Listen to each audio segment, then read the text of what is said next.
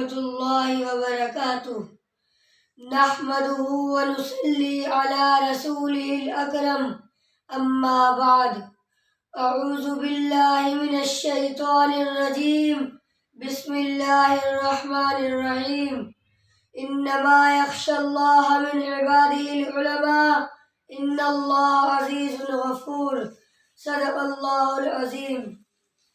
عزیزان گرامی اور اسٹیج پر بیٹھے ہوئے اساتذہ اکرام اور علماء اکرام، بڑے زور و شور کے ساتھ ملک میں یہ آواز گونج رہی ہے اور یہ صدا لگائی جا رہی ہے کہ آزادی ہند کی لڑائی صرف ہندوؤں نے لڑی ہے، لہٰذا ہندوستان ہندو راشٹر ہے۔ اس لیے آج کبھی RSS، بجرنگ دل اور شیو سینا جیسی تنظیمیں مسلمانوں کے خلاف زہر افشائی کرتی نظر آ رہی ہیں اور اپنی بے لگام زبان سے مسلمانوں کو غیر ملکی ثابت کرنا چاہتی ہے، تو کبھی ساکشی مہاراج کی گندی فہم دینی اداروں کو دہشت گردی کا اڈہ ثابت کرنے کی ناروا کوشش کرتی ہے۔ میں پوچھنا چاہتا ہوں حکومت سے کہ بتاؤ، جب ہندوستان کی سرزمین پر انگریز کا تسلط ہوا اور جب ہندوستان کی مانگ کا سندور کھرچا جا رہا تھا، خوبصورت عمارتوں کو مسمار کیا جا رہا تھا، عزت و آبرو کو پیروں تلے کچلا اور روندا جا رہا تھا، وہ کون تھا جو اس ملک کی عزت بچانے کے لیے اپنا لہو بہا رہا تھا؟ آج تم ہم سے سند وفا مانگتے ہو اور سورج سے زیادہ روشن تحریک آزادی میں ہمارے کردار کو مشکوک نگاہوں سے دیکھتے ہو تو سنو، ہم ملک کے رکھوالے اور محافظ ہیں۔ احسان فراموش تم ہو کہ تمہیں آزادی کی پرسکون فضائیں ہم نے دی ہیں۔ آؤ دیکھو اپنے ماضی کو، جب تم انگریز کے چنگل میں جگڑے ہوئے تھے، سانس لینے کی تم کو مہلت نہ تھی، تو اس وقت اس ملک کی گود میں پرورش پانے والا کوئی مائی کا لال اتنی جرأت نہیں کر سکتا تھا جو انگریز کی حکومت کو للکارے اور دنیا کی سپر پاور طاقت کا مقابلہ کرنے کے لیے آواز اٹھا سکے۔ دیکھو ہماری بے باکی کو سب سے پہلے جس نے آواز اٹھائی تھی وہ شیر دل انسان، خدا ترس انسانیت کا مسیحا، شاہ ولی اللہ کا فرزند محدث دہلوی، شاہ عبدالعزیز دہلوی تھا۔ شاہ عبدالعزیز کی آواز کیا تھی؟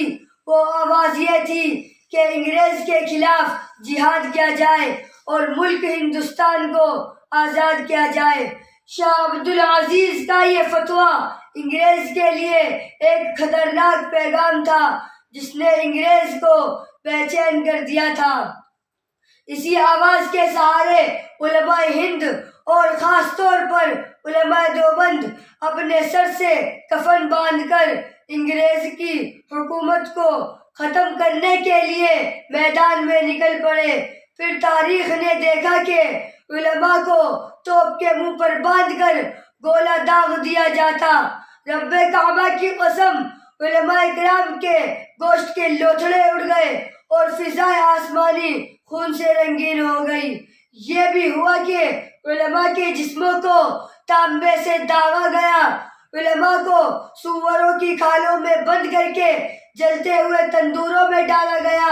لمحات تاریخ نے یہ بھی دیکھا کہ علماء کو ہاتھیوں پر کھڑا کر کے درختوں سے باندھ کر ہاتھیوں کو چلا دیا گیا۔ لاہور کی شاہی مسجد کے صحن میں انگریز نے پھانسی کا پھندا بنایا تھا۔ ایک ایک دن میں 80 علماء کو پھانسی دی جاتی تھی، اور یہ بھی ہوا کہ علماء کو بوریوں میں بند کر کے دریا میں ڈال دیا جاتا اور اوپر سے گولیوں کا نشانہ بنایا جاتا۔ علماء کو دہکتے ہوئے انگاروں میں ڈالا گیا اور ان کو بھون دیا گیا اور یوں کہا گیا کہ مولویوں، تم صرف ایک بار یوں کہہ دو کہ ہم 1857 کی جنگ آزادی میں شریک نہیں تھے، ابھی چھوڑ دیا جائے گا۔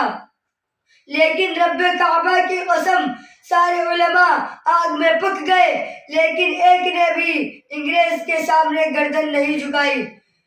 عزیزان ملت، اتنی شدید قربانیوں کے بعد ہندوستان آزاد ہوا۔ اگر یوں کہو کہ علماء کے خون سے سرزمین ہند کو دھویا گیا تو مبالغہ نہیں ہوگا۔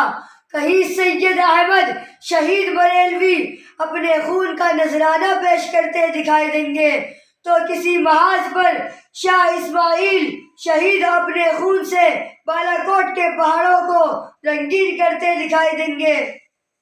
کہیں حاجی امداد اللہ مہاجر مکی اور حافظ ضامن شہید سرخیل ہوتے دکھائی دیں گے، تو کہیں ارادت مندان باصفا حضرت نانوتوی اور حضرت گنگوہی کی جنگی سرکردگی ملے گی۔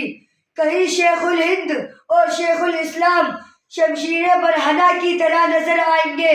یاد رکھو، یہ وہی شیخ الہند ہے جس کے بارے میں انگریزوں کا کمانڈر کہا کرتا تھا کہ اگر شیخ الہند رحمت اللہ علیہ کو جلا کر راکھ کر دیا جائے تو اس کی راکھ میں سے بھی انگریزوں کی بو آئے گی۔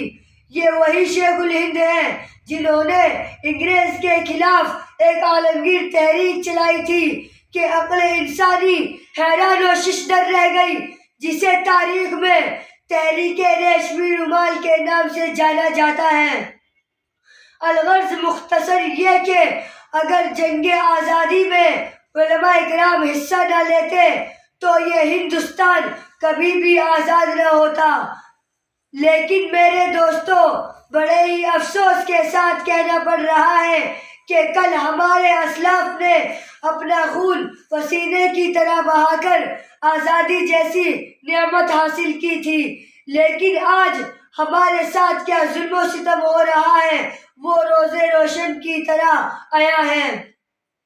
لہٰذا میں پوچھنا چاہتا ہوں ان تعصب پرستوں سے، ان فرقہ پرستوں سے، ان عقل کے اندھوں سے، ان آزادی کا نام لینے والوں سے، کیا آزادی اسی کا نام ہے جو چاہے مدارس پر حملہ کرے، جو چاہے مدارس پر پابندی لگائے، جو چاہے قرآن میں تحریف کا مطالبہ کرے؟